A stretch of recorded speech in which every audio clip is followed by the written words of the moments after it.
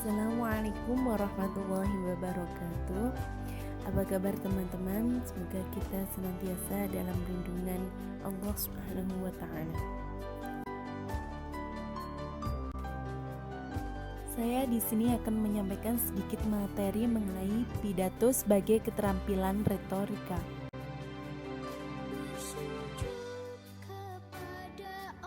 Namun sebelum kita memasuki materi-materi tersebut, perkenalkan terlebih dahulu, nama saya Ulfi Nur Syafaati Nikmah dari Prodi Pendidikan Agama Islam Fakultas Tarbiyah dan Ilmu Keguruan IAIN Salatiga. Adapun poin-poin yang akan saya bahas dalam video ini yaitu setidaknya ada 4 poin. Yang pertama yaitu pengertian pidato dan retorika. Yang kedua adalah suatu perbandingan.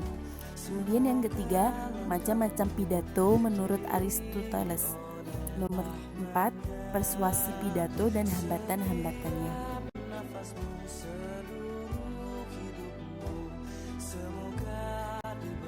Oke, yang pertama yaitu pengertian pidato dan retorika. Pidato sendiri mempunyai arti sebuah kegiatan berbicara di depan umum atau berorasi untuk menyatakan pendapatnya atau memberikan gambaran tentang suatu hal. Sedangkan retorika sendiri yaitu mempunyai arti luas, seni atau ilmu yang mengajarkan kaidah-kaidah penyampaian tutur yang efektif melalui lisan atau tulisan untuk mengefeksi dan mempengaruhi pihak lain. Sedangkan dalam arti sempit, retorika adalah seni atau ilmu tentang prinsip-prinsip pidato yang efektif.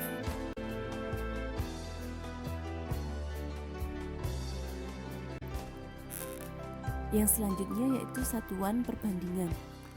Pidato atau berbicara di depan umum jauh berbeda dengan pembicaraan biasa dalam kehidupan sehari-hari. Walaupun intinya sama-sama berusaha membahasakan dan menyampaikan suatu ide-ide kepada orang lain. Dalam pembicaraan sehari-hari, ngobrol dan sebagai berikut akan terjadi hubungan timbal balik. Pendengar untuk selang saat dapat memotong pembicara untuk bertanya atau menimpali kata-kata. Pidato juga berbeda dengan berbicara dalam forum diskusi. Dalam diskusi terjadi juga proses komunikasi timbal balik, akan tetapi sifatnya lebih tertib dan lebih terarah materi ataupun cara-cara penyampaian.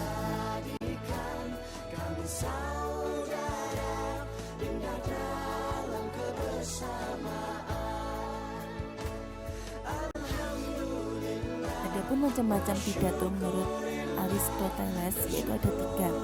Pertama, pidato politik, yaitu pidato yang ditunjukkan untuk menentukan masa depan dan biasanya diucapkan pada badan yang akan mengeluarkan peraturan-peraturan atau badan legislatif.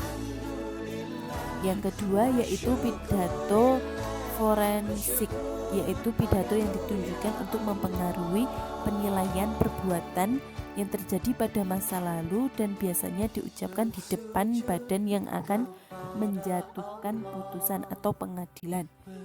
Kemudian yang ketiga pidato epideitik, yaitu pidato yang ditunjukkan untuk kejadian masa kini. Pidato ini merupakan pidato sambutan pada upacara tertentu atau pada upacara kegembiraan dan sebagainya.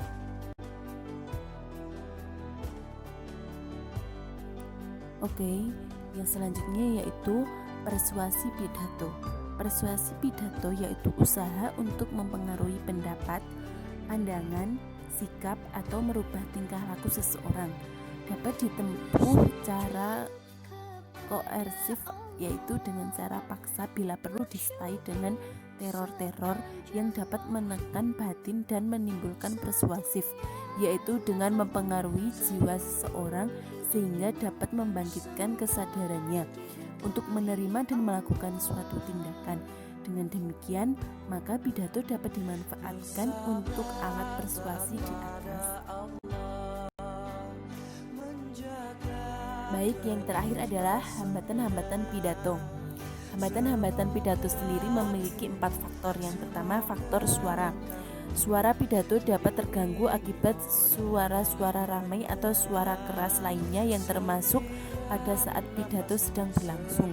Kemudian faktor bahasa. Pidato ada kalanya gagal karena persoalan bahasa. Pidato yang tidak dapat dimengerti atau dapat dimengerti tapi dengan kesalahpahaman oleh pendengar. Kemudian yang ketiga adalah prasangka. Faktor prasangka antara pembicara dan pendengar tidak boleh ada prasangka karena itu akan sangat menghambat sekali berjalannya pidato tersebut. Kemudian faktor motivasi dan keinginan. Seseorang termasuk pendengar suatu pidato lebih banyak memperhatikan hal-hal yang erat kaitannya dengan motivasi dan kepentingan dirinya. Kepentingan seseorang akan mendorong orang itu untuk berbuat dan bersikap sesuai dengan kebutuhannya. Sekian, mungkin hanya itu yang bisa saya sampaikan tentang pidato sebagai keterampilan retorika. Kurang lebihnya saya mohon maaf yang sebesar-besarnya. Billahi taufik wal hidayah. Wassalamualaikum warahmatullahi wabarakatuh.